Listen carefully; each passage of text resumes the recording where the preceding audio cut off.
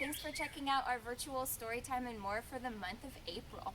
This month our story was Elizabeth's Garden, written by Julie Denny Marr and illustrated by Lori McGuire Richardson. It's a story about the founders of Winghaven, Eddie and Elizabeth Clarkson, and it's really charming and a good educational read about how a garden can be a habitat for birds.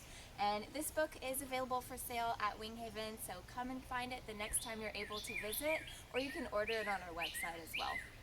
Now stay tuned for a special craft that corresponds to this story.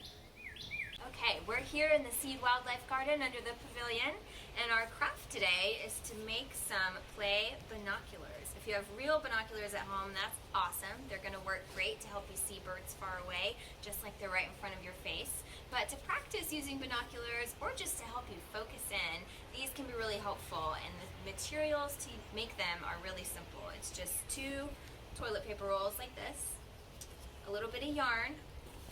We'll need a hole punch, stapler, or tape works too.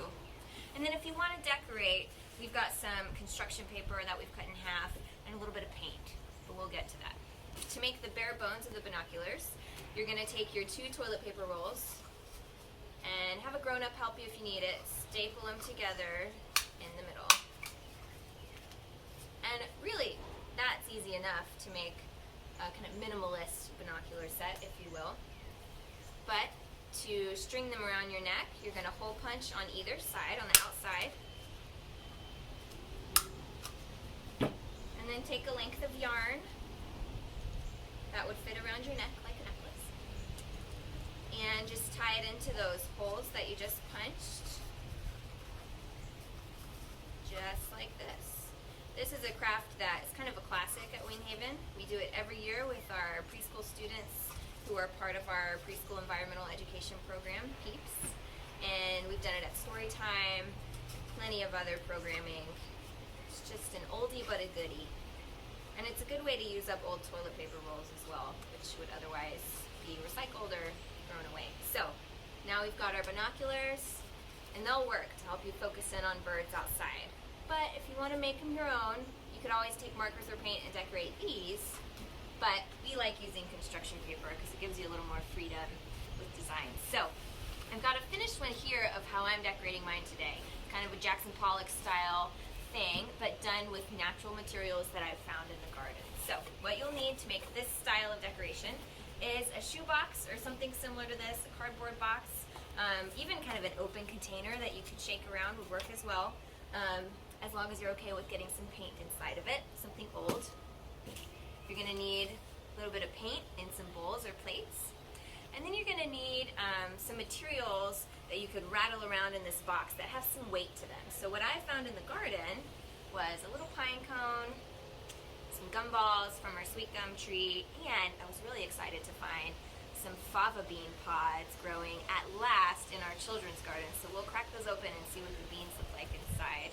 Those are going to be the materials that we rattle around in this box to make a kind of splatter paint effect. So I've got my piece of paper, just a construction sheet cut in half down the long ways. I'm going to set it down into this box, just like so. And then I'm going to take my natural materials and roll them around in whatever color of paint I want. So I've got some white, roll my gumball around in white, drop it in the box. Got some blue I'll do for the other gumball. And it doesn't take too much paint. The more paint you put on, the more kind of heavy splatters you'll have on the page, so it's up to you.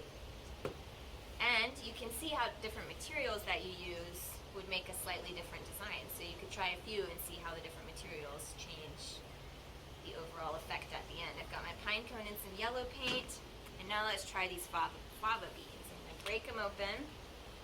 I'm only going to do one and save the rest for snacking because that's the best use for them.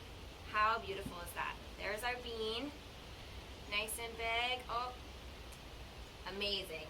Dissecting a fava bean would be a fun thing to do too, but for now, let's use it for our craft. We'll dip it in some yellow paint.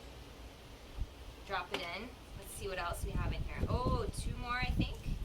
And this giant bean. And the bean pod is like fuzzy on the inside. That's amazing. We've been waiting for those fava beans to produce their pods for a long time, and I'm happy it's happened at last. We we got some blue fava beans. So all of our materials are in there. The last step is to close up your box, shake it around, every direction.